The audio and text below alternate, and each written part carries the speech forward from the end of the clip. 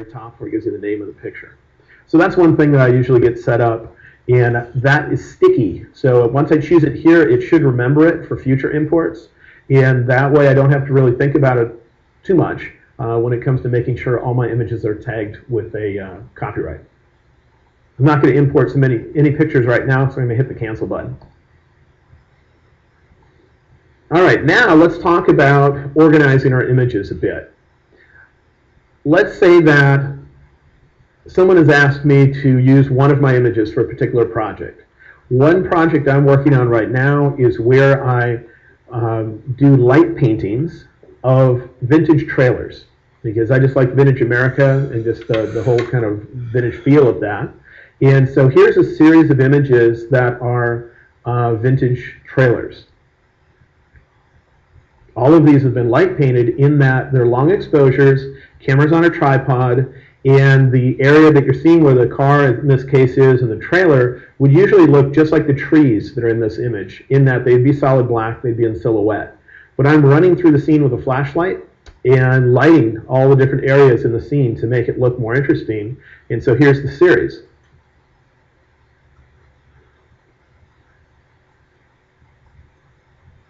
Let's say I need to pick one of those images to be used in maybe a magazine article or something similar.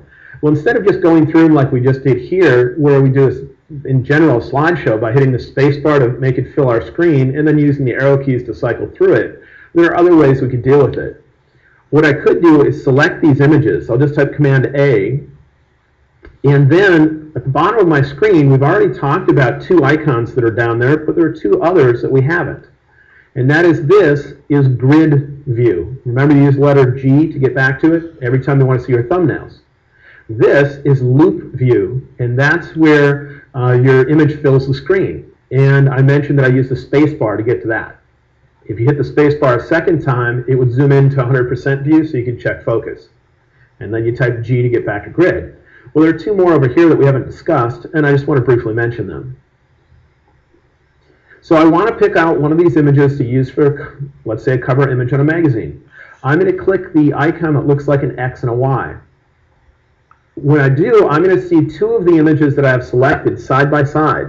The image on the left is known as the select. It's the one I think I'm going to be using so far. The image on the right is the one I'm considering as a replacement for that image. So I'm just trying to decide which should I like. Looking at the two images, I come in here, and at the bottom of each image, I can change the rating, or on the left side, I can flag it or reject it. That's what those two icons are. Or what I'm going to do is hit the little X that's in the corner for whichever of the two that I think isn't as good out of the group of two. So I'm liking this guy over here with the whole flames going and sitting down and all that. So on the one on the left, I'll hit the letter X. When I do that, it will move the image over to the other image over to make it the select, or the one I'm currently considering, and put another image next to it. This image isn't as refined. I noticed the way I lit the foreground in here doesn't look as nice and all that, so I'm going to get rid of that one. Same with this one. I get this really dark black area and then an abruptly bright area. This is one I need to refine in Photoshop, actually, to get that transition to look better in other things. So I don't think it's as good. And I'm just going to keep doing that until I've gotten this down to a single image. And unfortunately, I might have already picked it, though, because I really like the image on the left. But I can click the letter X under each one. Now, those are pretty comparable. I think the color in this is looking a little greenish down here at the bottom to my eyes, so I might need a little more adjustment to that. If the magazine needs something right away, I think that one might be more refined. So I'm just going to click the X on whichever one I don't think is going to work out for me. And again, this one. All right, so anyway, I keep doing that until I'm down to no other images. Now I have this image, and I could change my rating, or in this case, I could flag it as a pick. And if I go back to grid mode by either typing G or clicking on the grid icon, I'll find that that's the only image that's still selected. Whereas when I started out, all the images were selected. I typed Command A to get them all, or Control A in Windows.